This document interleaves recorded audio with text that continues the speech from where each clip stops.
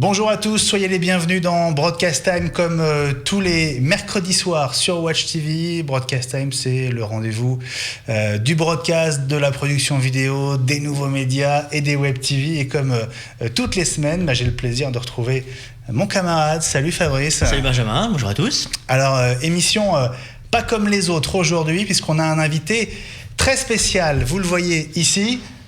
Bonjour Philippe Nelson. Bonjour, how are you this morning? We are very well. On va très très bien, merci beaucoup. C'est un plaisir de vous voir, Philippe. Alors, vous êtes vice-président de NewTek. NewTek, c'est le fabricant du TriCaster et on est avec vous aujourd'hui pour une grande nouvelle et pour une sorte d'avant-première, en tout cas française, et on vous en remercie puisque vous venez de lancer ou de dévoiler un nouveau TriCaster. Alors, on va en parler avec vous dans un instant, mais peut-être en introduction, comme ça, en amuse-bouche, qu'est-ce qu'il a de particulier? Well, you know, TriCaster is the leading live portable production system on the planet. And what we wanted to do is make a TriCaster that was portable and affordable enough that anyone could have access to it. And so here we have the TriCaster Mini. It's ultra portable. I can carry it as carry-on luggage. And it is going to be a game changer for anybody who has an important message to share with the world. Voilà, donc Philippe, on va passer l'essentiel de l'émission avec vous. On va faire une petite pause pour les news avec Fabrice et on vous retrouve dans un instant. À tout de suite.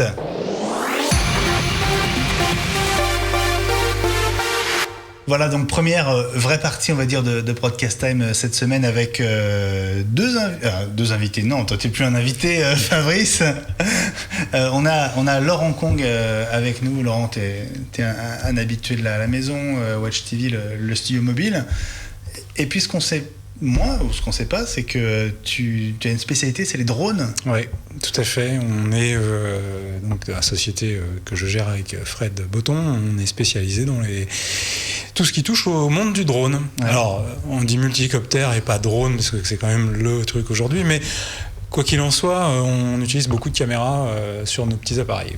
Alors, on t'a proposé de passer une tête dans l'émission aujourd'hui parce qu'il y a deux sujets qui nous concernent et qui te concernent directement. Alors, on va commencer par le plus récent, le plus frais. C'est les dernières annonces d'Apple qui ont eu lieu donc le 16 et notamment ce nouvel iMac Retina. Alors, on parle d'une résolution en 5K. Oui, alors première réaction à cette nouvelle machine. Très très belle bécane. Soyons clairs, hein, c'est un écran moi en tout cas je l'attendais pas. C'est une belle surprise.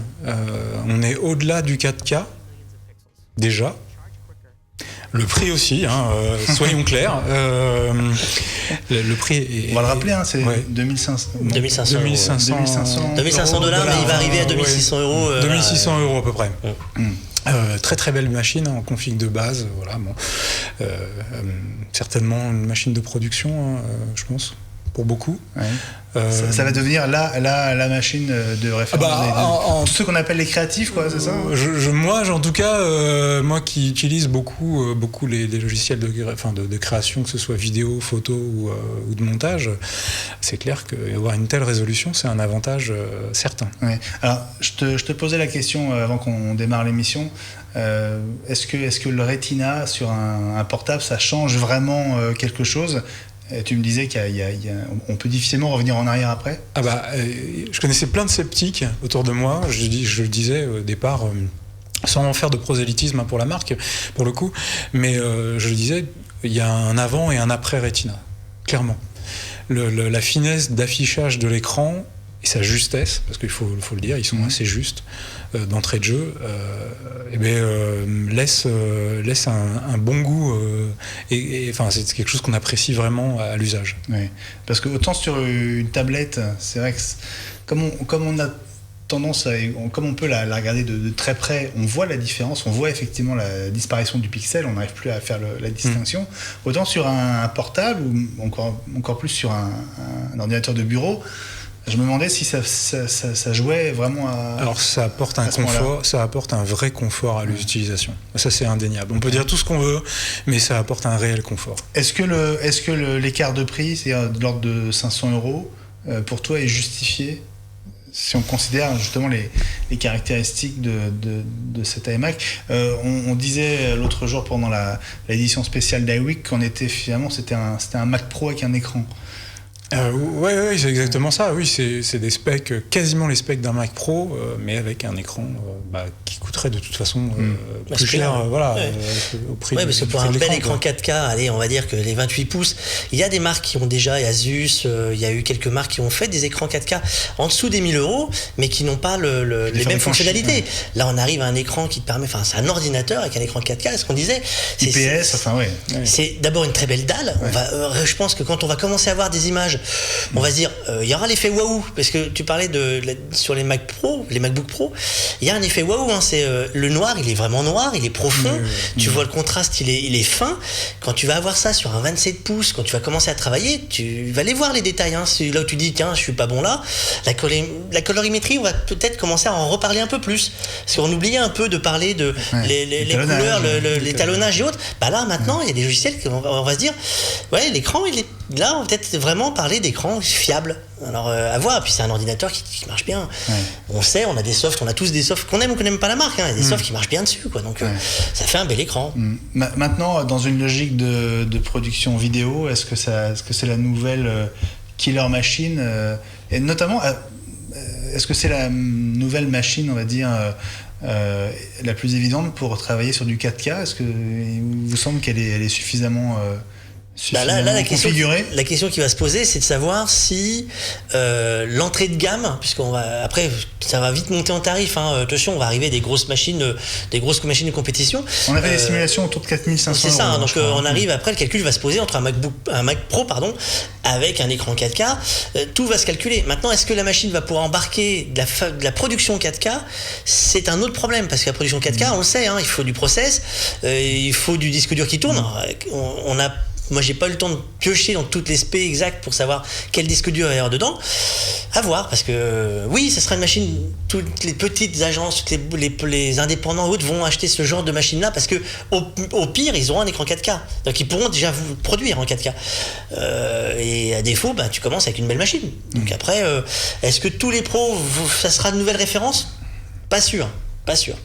Alors Laurent, on t'a aussi proposé de venir et de passer une tête dans Broadcast Time avant qu'on retrouve Philippe Nelson dans un instant, parce qu'il y a quand même eu un sujet qui est en marge de l'aspect purement vidéo, mais qui a concerné un acteur qui est devenu majeur du monde de la vidéo, c'est GoPro. Le chute du cours de l'action à Wall Street, après les déclarations d'un journaliste de TF1 sur l'accident de Schumacher. Qu'est-ce que ça illustre pour toi, cette péripétie finalement dans l'histoire de GoPro? Alors, qui a tardé, qui n'a pas réagi tout de suite d'ailleurs. La péripétie boursière, alors bon, le fameux journaliste, on ne peut pas l'incriminer, il donne son avis et je pense que quelque part il a raison de le faire. Sur la base d'infos qu'il tient de la famille. Oui. Alors ça, encore une fois, il faut être très prudent avec ce genre de choses. Moi, je m'avancerai pas. C'est ce qu'il a dit. Voilà, c'est ce qu'il a dit. Effectivement, un truc qui est sûr, pour connaître un peu aussi l'univers des casques, c'est sûr qu'un point fixe avec une petite surface lors d'un choc, c'est un point de casse. C'est une évidence. Alors après, de là à dire que c'est ça qui a accentué les choses, je ne m'avancerai pas là-dessus. Maintenant, c'était prévisible. À vouloir faire de l'image embarquée tout le temps, à outrance, que ce soit chez soi ou pour des fins professionnelles, à un moment donné, c'était évident qu'on allait retrouver une caméra dans un problème, dans un accident quelconque. Mais c'est une question qui va se poser également sur le grand public, donc les gens qui achètent les caméras, parce que en région parisienne, il est pas peu courant de voir des gens en moto ou en scooter avec un accessoire GoPro ou d'autres, hein, ce ne sont pas les seuls à avoir des caméras que tu peux coller sur un casque, avoir ça sur le haut du casque.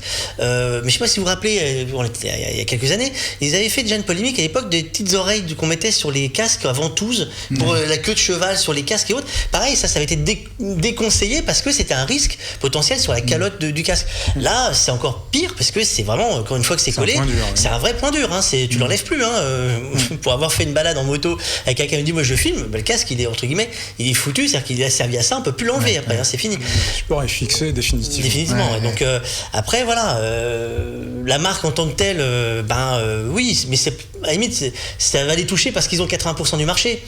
Et il y en a d'autres qui pourraient être touchés de la même façon, parce qu'il n'y a pas que les GoPro qu'on peut coller sur un casque ou ailleurs, hein, d'ailleurs. Ouais. Quelque part, peut-être que la boîte justement GoPro a atteint un peu une de ses limites. Elle est visiblement dépassée par l'ampleur de l'événement. Hein. Le titre a plongé. Il n'y a pas eu de réaction sans doute assez rapide. Alors, il y a plusieurs éléments quand même. Il faut rappeler aussi que le titre avait déjà commencé à chuter peu de temps après son introduction en bourse. Donc c'est un effet que je dirais ça a été la deuxième vague. Ouais. Mais je pense qu'ils ne s'attendaient pas à ce qu'un journaliste français puisse avoir autant d'influence au final sur cet événement-là. Ils ont, je pense, aussi sous-estimé très clairement l'intérêt du grand public pour Michael Schumacher, dont l'accident a touché beaucoup de gens. Ouais.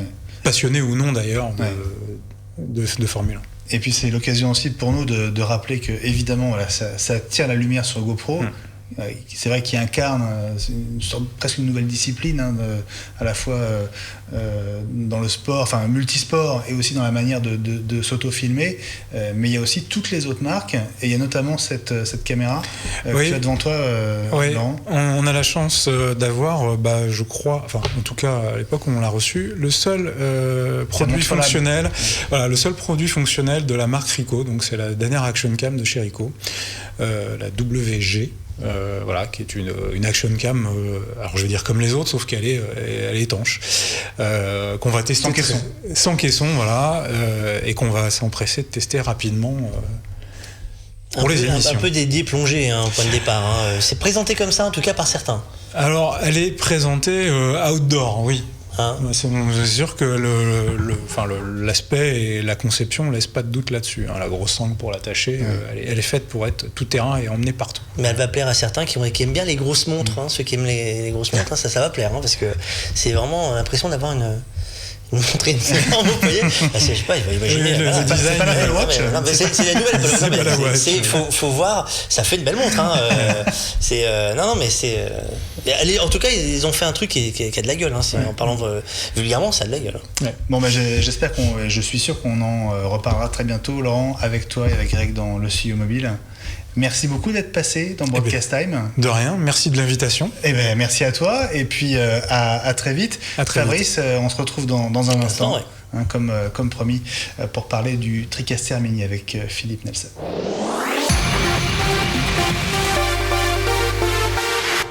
Voilà, donc comme promis, on est de retour ici en studio avec un invité très spécial en duplex de San Antonio au Texas. San Antonio is Texas, right, Philippe?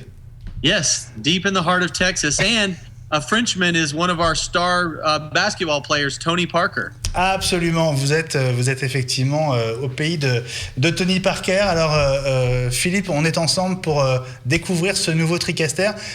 C'est un événement, Fabrice, parce que c'est un produit qu'on attendait depuis au moins 2 ans. Hein. Alors nous, on en parle déjà depuis au moins 6 mois. Hein. Tu sais qu'à chaque fois on dit c'est l'Arlésienne, le TriCaster, il est très bien pour les professionnels, parfait.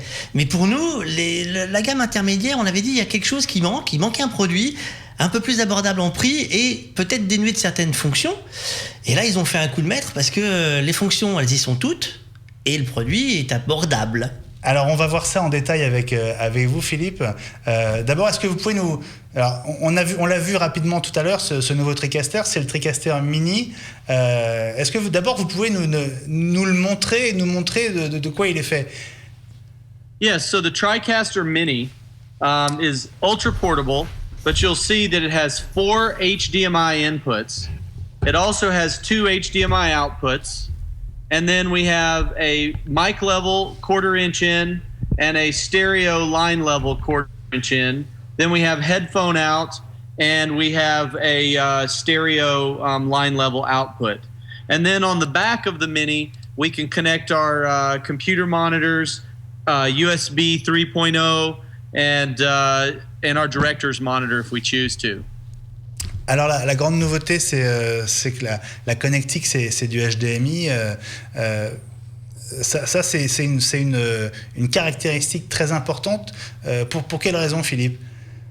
You know, if you go to any local electronics store and buy a camera, it's going to have an HDMI output. Any LCD screen that you buy at your local reseller will have an HDMI input. And we wanted this TriCaster to be easy enough that any business, any school, any charity can buy a TriCaster Mini and successfully start streaming at a very low budget. Alors, il y a plein de questions qui se posent, évidemment. Ce qui frappe, c'est le volume et quelque part le design de l'appareil. Portability was very important when we designed the Mini. In fact, one thing I didn't mention to you is there's a 7-inch screen on the side of the higher end Mini. We can see it. We can see it. It's yeah. off, So there's a screen. Yeah. So when it's plugged in, that could be your waveform monitor, or it could be your program output, or even a clock. But the reason we're able to get it so small is it doesn't have removable hard drives. It's not rack mountable. It's designed to be ultra portable, and that was everything we did was to make it small and portable and more efficient for people. Because in a television studio, they have more space, but as we see more businesses and people that aren't professional video makers start using this technology, they may not keep their studio set up all the time. They may want to break it down and put it in a box in the closet. And so we wanted to have a TriCaster, one that you could carry on as carry-on luggage, or that you could put away very easily. Philippe, on n'a pas parlé d'un détail important quand on voyage, c'est le poids. Combien pèse le TriCaster Mini? This is just right at 10 pounds. Donc 5 kilos. Very light. 5 kilograms. Yes. Effectivement, dans tous les magasins, maintenant, on va trouver une caméra en port HDMI. C'est-à-dire que tu peux partir avec ton TriCaster et te débrouiller à trouver des caméras sur place sans aller chercher des caméras professionnelles en port HDMI. Ce qui permet tout de suite d'être opérationnel rapidement. Tu pars avec ton bagage à main et tu as une régie portable. Donc tu as préparé tous tes slides, tous tes titrages et autres tranquillement, et tu vas avec ta régie portable à toi. C'est pas anodin. Mais l'une des questions, c'est est-ce qu'on lâche un peu les professionnels pour aller chercher le grand public? Est-ce que c'est la mode du streaming pour tous? Du coup, on a vu une publicité avec une GoPro. Est-ce que c'est une fonction qui est une part importante pour le nouveau TriCaster? We're trying to bring new people into broadcasting or communicating through video.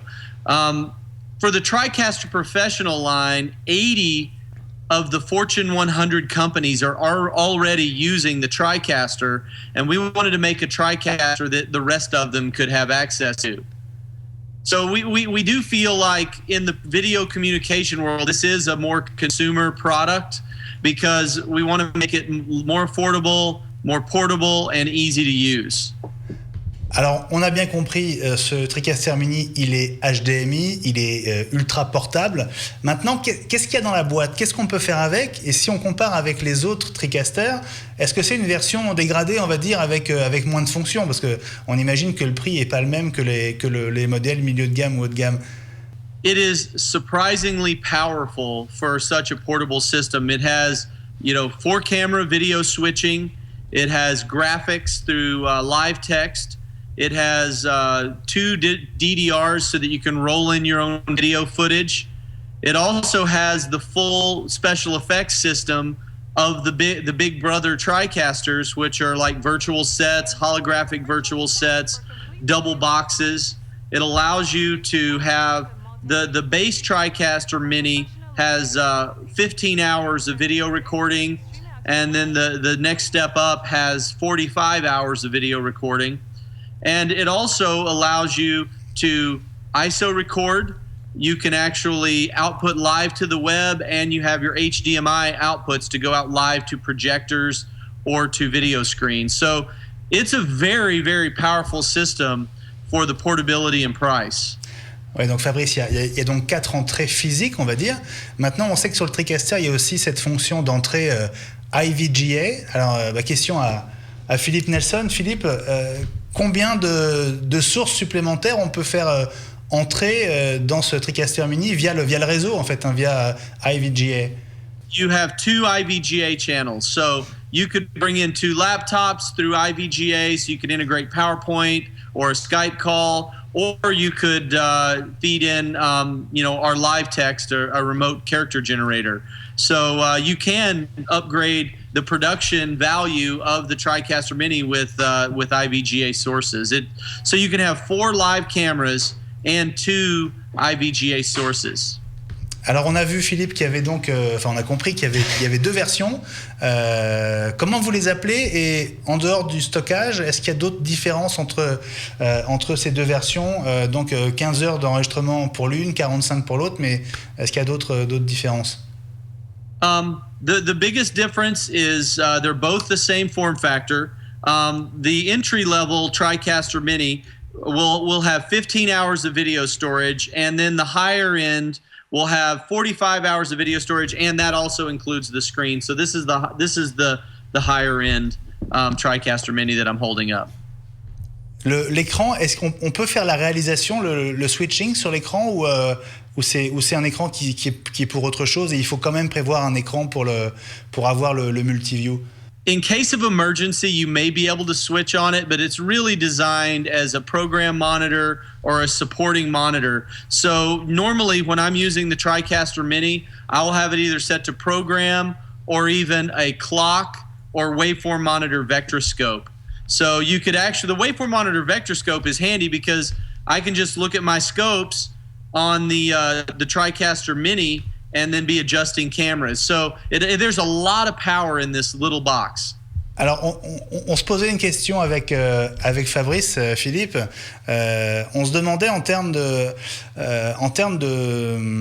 température, on va dire, à l'usage, est-ce que c'est pas un TriCaster, parce qu'il est très compact, qui devient très chaud? Est-ce que vous avez réussi à trouver des solutions de ce côté-là pour éviter justement que la température monte trop haut? It's designed, when we design a turnkey system, it's designed to do what we say it will do. So it runs very cool. I haven't had any problems with it, and it's been fairly rugged. Anything that can last with me using it for a month is actually pretty strong.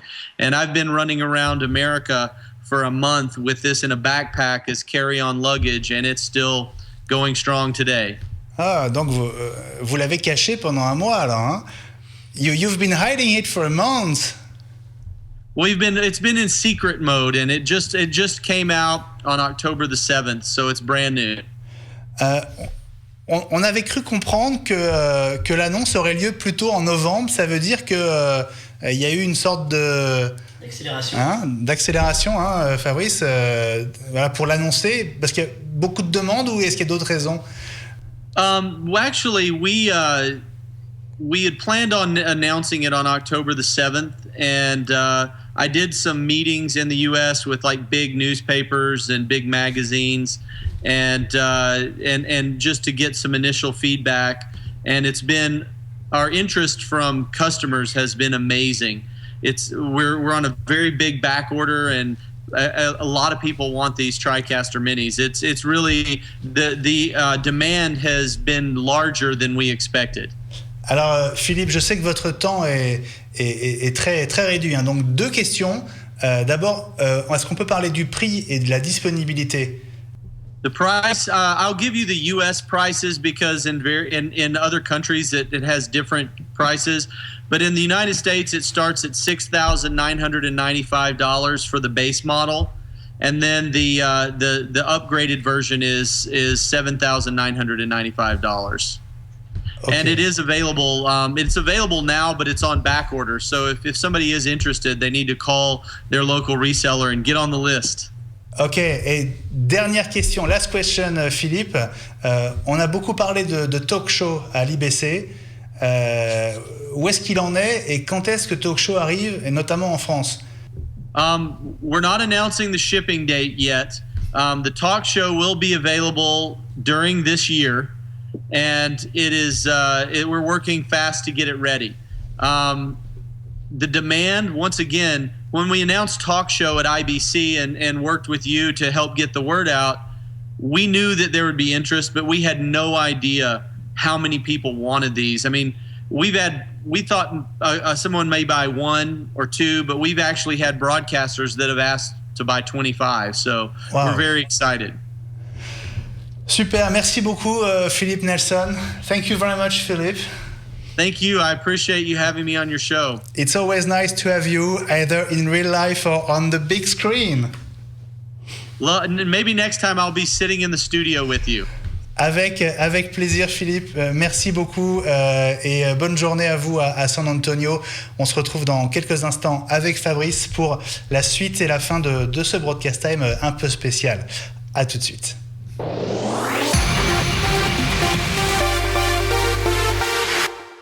Voilà, Fabrice, on est de retour entre nous, entre guillemets, après le départ de Philippe. Bon, c'est sacré bonhomme. Hein. C'est un sacré bonhomme, hein. Il est enthousiaste, hein, ça. En tout cas, on peut pas dire qu'on s'ennuie avec lui. Et c'est plaisant de pouvoir parler avec lui parce qu'il aime son produit, il aime en parler. Et c'est quelqu'un qui aime profondément la vidéo. Donc c'est vrai qu'ils ont tendance avec cette marque-là à vouloir avancer. Donc c'est toujours intéressant. Voilà. En tout cas, ce qui est sûr, c'est que c'est vraiment la petite bécane pour monter un studio très rapidement. Et justement, Philippe Nelson, il s'est prêté au jeu. Il a monté un studio en partant de zéro. Il s'est auto-filmé. Ça donne ça, regardez, en 1 minute. Et en accéléré.